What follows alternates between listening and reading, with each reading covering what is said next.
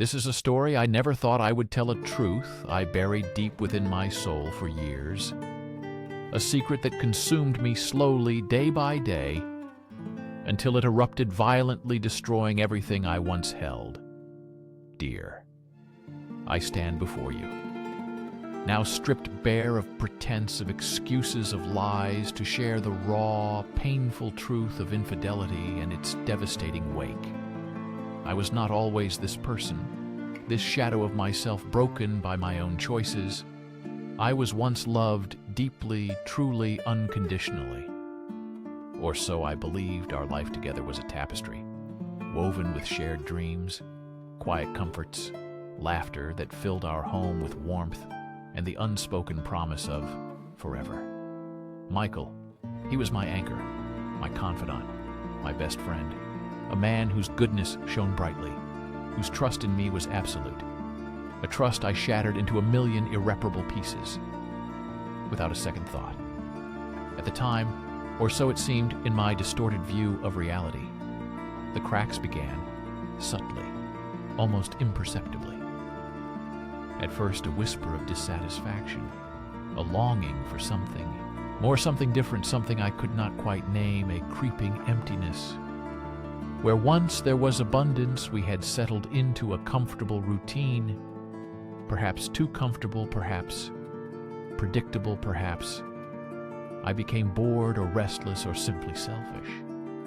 I do not know the exact moment the seed of betrayal was planted, but it grew quickly, nurtured by my own insecurities.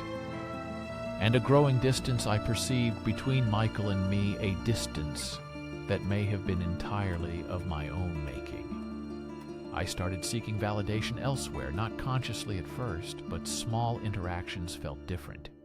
A lingering glance, a compliment from a stranger, a sense of being seen in a way I felt I was not being seen at home. It was a dangerous game, a slippery slope I did not recognize until I was already halfway down it. Then came him, David. His name still tastes like ash in my mouth, a reminder of my weakness, my failure, my cruelty.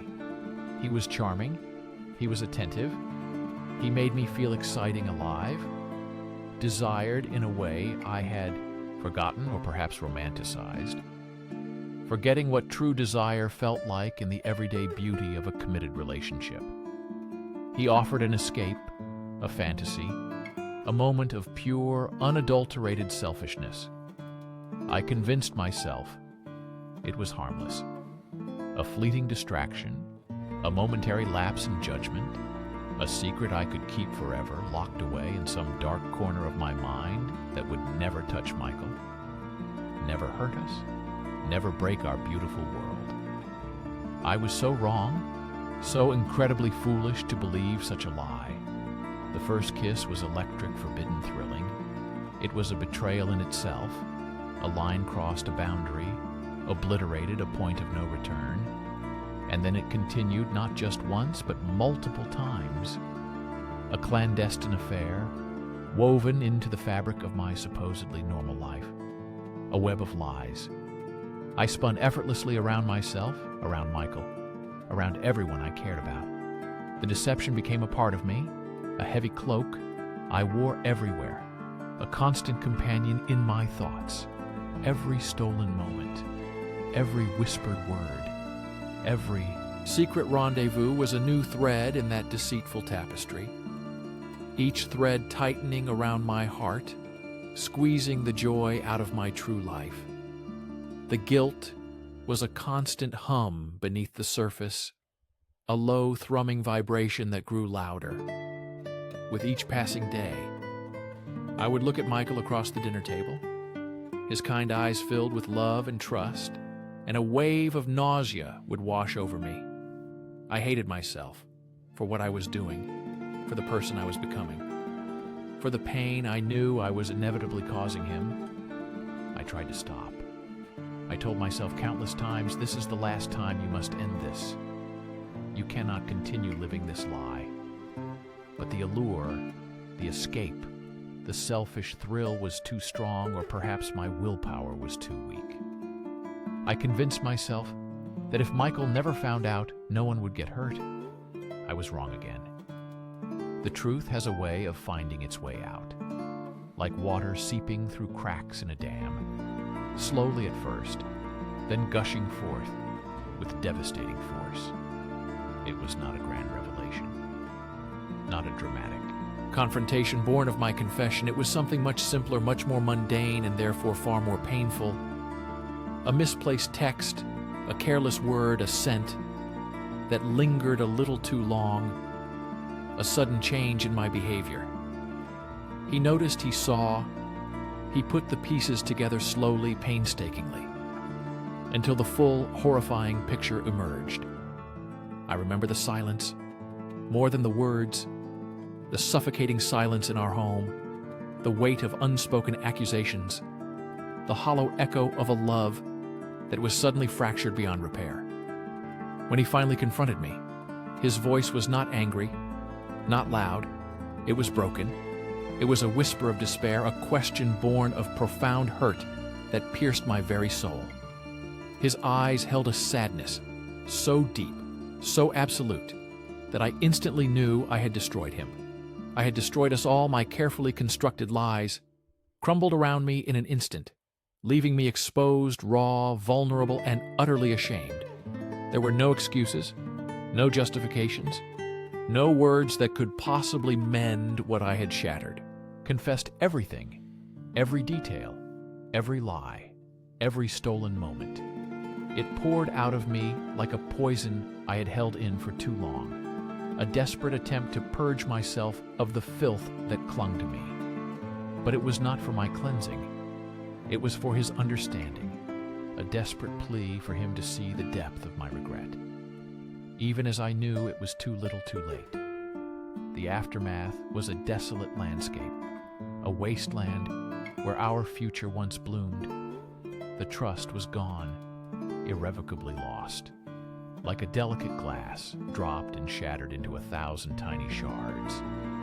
You can try to pick up the pieces, but you can never put it back together exactly as it was. The pain I inflicted was immense, immeasurable. And watching him suffer, watching the light leave his eyes, was a torment far worse than any guilt I had previously experienced. He moved out our home, once filled with laughter and love, became an empty shell echoing with my remorse. The quiet was deafening, a constant reminder of my betrayal. Our friends did not understand. Some judged harshly. Some offered pity. I deserved their judgment. I deserved their scorn. I lost him. I lost a piece of myself too, a part that believed in my own integrity, in my own capacity for true love and loyalty. The shame became a shroud I wore every day, a constant companion. It still is. I still carry it, even now. Years later, the lessons learned were brutal, unforgettable ones that scarred my soul, but also opened my eyes to the profound importance of honesty, of communication, of integrity in a relationship. I learned that true intimacy is built on trust. And when that foundation crumbles, everything collapses. I learned that momentary selfish pleasure is never worth the permanent destruction of a loving partnership. I learned that forgiveness is a gift, not an entitlement. And sometimes it is a gift you do not receive. I live with the consequences of my choices every single day. The regret is a heavy stone in my stomach, a constant reminder of the beautiful future I threw away for a fleeting, selfish moment. I share this story, not for your sympathy, not for your forgiveness, but as a cautionary tale, a warning to anyone who might find themselves on that same dangerous path. The grass is not greener on the other side, it is just different grass. And often it is filled with thorns that will tear apart your heart and the heart of the one you claim to love. Value what you have, cherish your partner. Communicate your needs, your fears, your desires openly and honestly before they fester into something destructive before you make a choice that cannot be undone, before you shatter a world that took years to build, a world that can be destroyed in a single act of betrayal. Remember the weight of trust, the fragility of love, the irreversible power of your actions. Because once you break it, once you betray that sacred bond, there is no going back, only forward into a future forever marked by what you have lost and what you have broken. This is my confession, my warning, my never-ending burden. Let it be a lesson for us all to cherish what we have before it is tragically gone. The ghost of my past still haunts my present. Every happy couple I see, every loving glance shared between two people, is a sharp reminder of the beautiful thing I carelessly discarded.